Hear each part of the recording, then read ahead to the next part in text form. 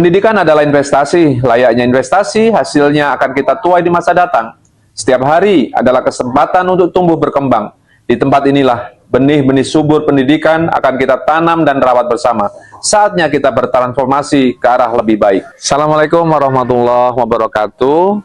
Saya Fajar Mundoko SPD Ing, Kepala Sekolah SMP Negeri 1 Sekampung Udik, Kabupaten Lampung Timur. Sekolah yang berlokasi di Desa Pugung Raharjo, Kecamatan Sekampung Udik, Kabupaten Lampung Timur. Ada perubahan yang luar biasa cepatnya di dunia pendidikan pada hari ini. Salah satu penyebabnya adalah perkembangan teknologi informasi yang luar biasa cepatnya. Dan hal ini belum sepenuhnya bisa disikapi dengan baik oleh insan-insan pendidikan di Indonesia. Pun demikian dengan kami di UPTD SMPN 1 Sekampung Udik. Perubahan-perubahan secara internal seperti adanya peraturan-peraturan baru yang mungkin sedikit berbeda dengan aturan-aturan sebelumnya. Kemudian di sisi yang lain, secara eksternal juga ada perubahan paradigma, ada perubahan kultur sosial yang kemudian berimpact pada kecenderungan peserta didik kita. Satu Sekampung Udik dengan jumlah 44 GTK dengan rincian 37 orang guru dan sisanya adalah tenaga kependidikan, memiliki juga tantangan yang berbeda. Hal yang membuat saya terkejut selaku kepala sekolah, dari 44 GTK kami tidak ada satupun GTK tersebut yang hafal dan paham visi, misi, dan tujuan sekolah. Tentu ini menjadi masalah yang sangat besar bagi saya. Permasalahan yang kedua yang saya hadapi adalah adanya beberapa guru yang menolak keberadaan siswa-siswa yang berkebutuhan khusus. Penolakannya dengan beragam alasan. Ada yang berpikir bahwa nantinya ketika ada anak ADBK akan membuat malu dan membuat buruk citra sekolah karena ketika lulus nanti tidak bisa membaca dan yang lainnya. Ada juga pikiran bahwasanya tidak memiliki kesiapan ilmu, pemahaman, dan juga sarana prasarana. Tantangan yang ketiga yang kami hadapi dengan 848 siswa, maka tentu produksi sampah yang ada dari proses pembelajaran, kegiatan belajar mengajar di sekolah tentu juga menjadi masalah yang besar. Kemudian tantangan yang terakhir yang menurut kami ini adalah tantangan 4 besar yang terakhir adalah rendahnya dan lemahnya serta kurangnya prestasi baik akademis, non-akademis yang dicapai oleh satuan pendidikan. Ini juga menjadi perhatian penting bagi saya. Di tahun 2025, iklim kebinakaan, kemampuan numerasi, dan juga kualitas pembelajaran direkam sebagai indikator-indikator yang mengalami penurunan.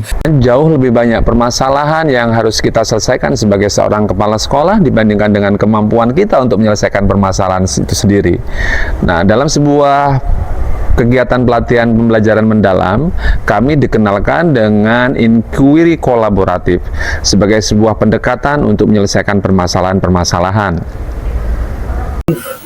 Inquiry kolaboratif adalah pendekatan berbasis tim yang memungkinkan guru untuk bekerja bersama dalam mengidentifikasi tantangan di kelas, merancang strategi pembelajaran, dan secara berkelanjutan merefleksikan serta menyempurnakan praktik pengajaran.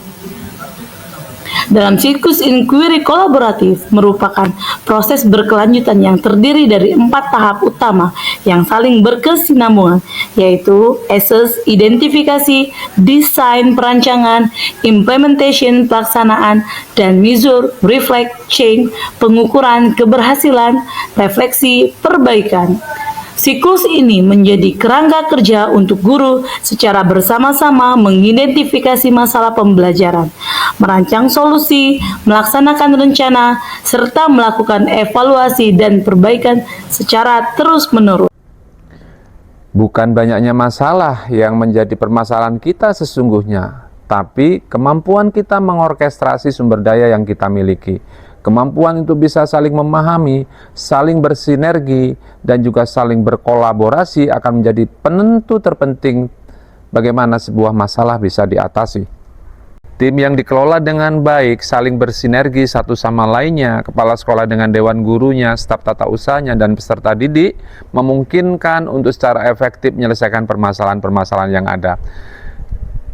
Inquiry kolaboratif. Pertama, assess. Mohon maaf Pak, untuk visi misi sekolah ini karena kayaknya panjang Pak. karena saya juga tidak ikut menyusun. Mohon maaf, tidak apa.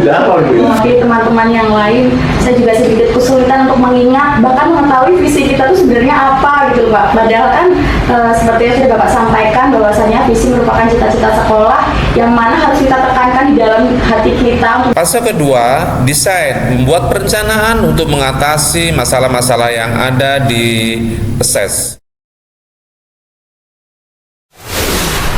Pada fase implementasi atau pelaksanaan kegiatan review bedah visi misi sekolah yang kami laksanakan, kami mengambil tema gali dan wujudkan mimpi bersama menuju pendidikan berkualitas. Dalam kesempatan itu kami menghadirkan pengawas sekolah sebagai salah satu narasumber. Selain Dewan Guru beserta staf tata usaha, kami juga menghadirkan wali murid dan juga peserta didik kami, murid-murid kami untuk duduk bersama orang tuanya, bersama dengan gurunya, bersama dengan kepala sekolahnya, untuk kemudian semuanya bersama-sama merumuskan mimpi, harapan, dan cita-cita bersama untuk mereka, seluruh peserta didik yang diamanahkan kepada kami. Menggunakan pendekatan pembelajaran mendalam, kami melaksanakan kegiatan tersebut dengan prinsip berkesadaran, bermakna, dan mengembirakan. Kami memfasilitasi seluruh peserta kegiatan dengan beragam teknik dan juga perlengkapan dan peralatan yang mendukung, sehingga kegiatan itu bisa berjalan dengan baik, sesuai dengan apa yang kami harapkan. Sehingga betul-betul setelah itu, harapan dan cita-cita yang muncul adalah cita-cita bersama, yang kemudian upaya untuk mewujudkannya adalah juga menjadi kewajiban bersama. Maka itulah sesungguhnya visi, misi, tujuan sekolah yang sebenarnya. Bukan untuk apa, tapi siapa dan untuk siapa visi itu harus diwujudkan.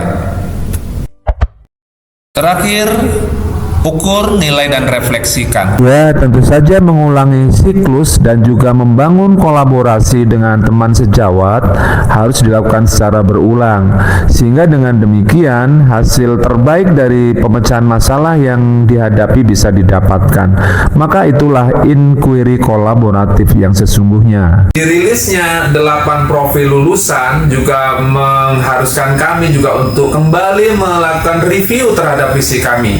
Visi yang sebelumnya masih mencantumkan profil pelajar Pancasila, kami dekatkan dengan program pemerintah ini.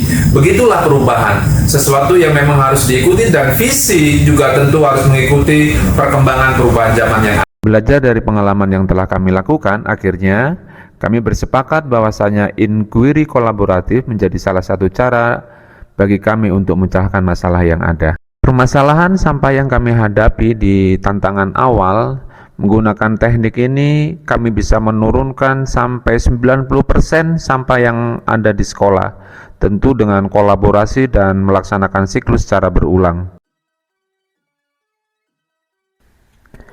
Hasil positif yang lainnya yang juga kami dapatkan setelah menggunakan teknik ini yaitu meningkatnya prestasi akademis dan non-akademis. Di prestasi akademis, 6 siswa kami lolos di ajang OSN lanjut ke tingkat provinsi. Kemudian di kegiatan non-akademis di cabang FLS 3N juga kami meloloskan 1 siswa kami untuk bisa berlomba di tingkat provinsi.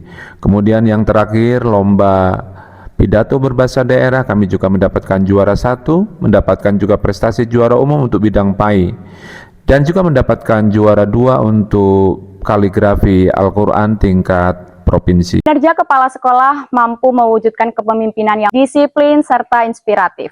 Melalui manajemen yang baik, kepala sekolah mampu menciptakan suasana yang harmonis, mendukung inovasi dalam pembelajaran, serta meningkatkan kemampuan peserta didik. Dedikasi dan keteladanan beliau merupakan contoh nyata dalam pengembangan visi dan misi sekolah. Transformasi besar di satuan pendidikan tidak bisa dilakukan kecuali dengan hal yang paling mendasar dan paling asasi. Lakukan perubahan dari sisi paling awal, yaitu visi, misi, tujuan sekolah. Assalamualaikum warahmatullahi wabarakatuh.